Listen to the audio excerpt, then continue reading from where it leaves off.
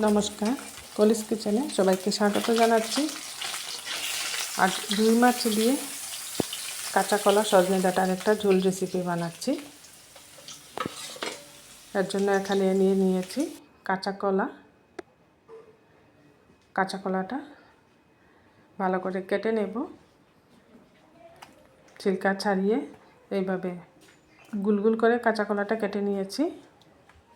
আর দিয়েছি এখানে সজনে ডাঁটা, সাথে আলু দিয়েছি। এগুলাকে ভালো করে ধুয়ে নিচ্ছি। নিয়ে নিচ্ছি মাছ। এখানে মাছ প্রায় 2 কিলোর মতো। সব মাছ দিয়ে বানাচ্ছি না, অল্প মাছ দিয়ে আজ এই কাঁচা কলার রেসিপিটা বানাচ্ছি। প্রথমেই এখানে 6 থেকে 7 পিসের মতো মাছ নিয়ে নিয়েছি। মাছের মধ্যে দিয়ে দিয়েছি হলুদ গুঁড়া, আর দিচ্ছি সাথে লবণ আর হলুদ দিয়ে মাছটাকে ভালো করে মেখে নিচ্ছি। লবণ হলুদ দিয়ে এভাবে খুব ভালো করে মেখে নিতে হবে। মাছ মেখে নিয়ে মাছটাকে আমি ফ্রাই করে নেব। প্রথমে এইভাবে খুব ভালো করে লবণ হলুদ দিয়ে মেখে নিচ্ছি।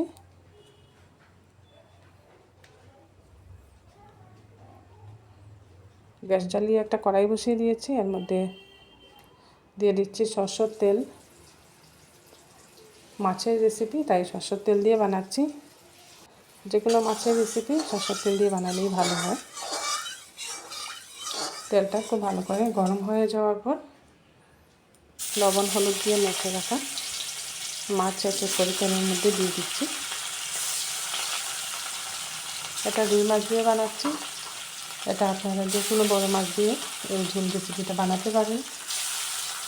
বেশ ভালো লাগে দুপুরবেলা একটা হালকা পাতলা ঝোল, কাঁচা কলা আর সজনে ডাঁটা। এখন তো সজনে ডাঁটার সিজন, বাজারে অনেক সজনে ডাঁটা পাওয়া যায়। মাছটা একদিক লাল করে ভেজে নিয়েছি। এবার অপর দিকটা উল্টে দিলাম। একটু কড়া করে রাখছি এই ঝোল রেসিপির জন্য। মাছটা ভাজা হয়ে গেছে, এটা নামিয়ে নিচ্ছে। এইভাবে একটু লাল লাল করে মাছটা ভেজে নিয়েছি। মাছ ভাজার ওই তেলের মধ্যে দিয়ে দিলাম 5 ফোড়ন।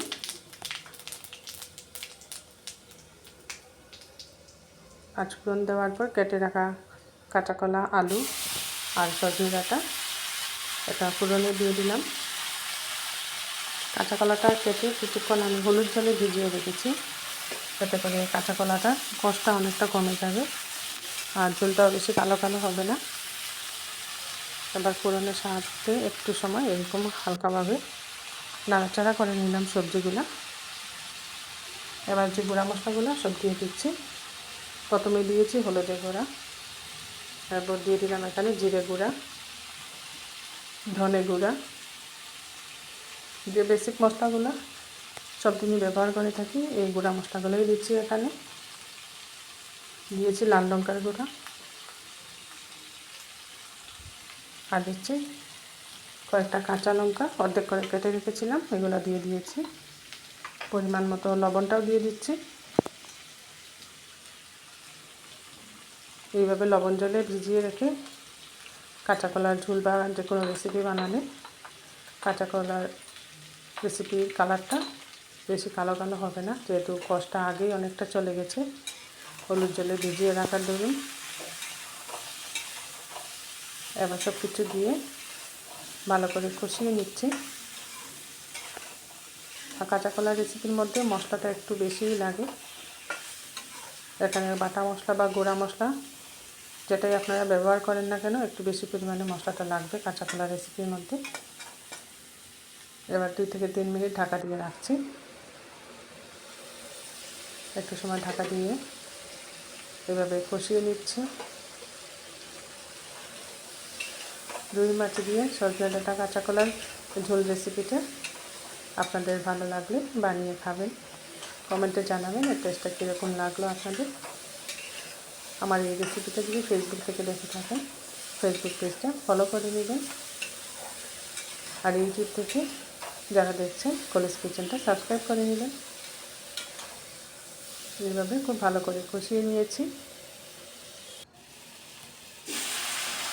এবার দিয়ে দিচ্ছি এর মধ্যে গরম জল। যেহেতু একটু ঝোল রাখবো, ঝোল রেসিপি এটা, তাই জলটা একটু বেশি দিয়েছি এখানে। আর গরম জল দিয়ে এবার কিছুক্ষণ নাড়াচাড়া করে খুব ভালো করে ফুটিয়ে নেব।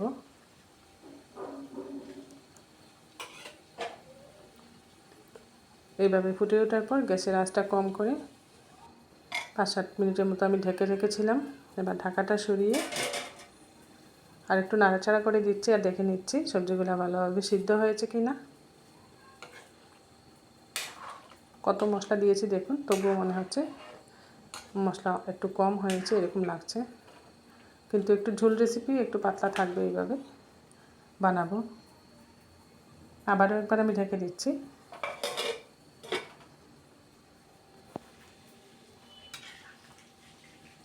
এবার দেখে নিচ্ছে কাঁচা কলা আলু সিদ্ধ হয়ে গেছে কিনা। সব সিদ্ধ হয়ে গেছে। ভেজে রাখা মাছ দিয়ে দিচ্ছি। মাছটা দিয়েও ভালো করে নাড়াচাড়া করে নেব। মাছটা দিয়েও ভালো করে নাড়াচাড়া করে নিয়ে কিছুক্ষণ ফুটতে দেব, এতে করে মাছের মধ্যেও ঝোলের মশলাটা ঢুকবে খুব ভালোভাবে। এইভাবে একবার কাঁচা কলা দিয়ে রুই মাছ আর সজনে ডাঁটার ঝোল বানিয়ে দেখবেন, বেশ ভালো লাগে খেতে।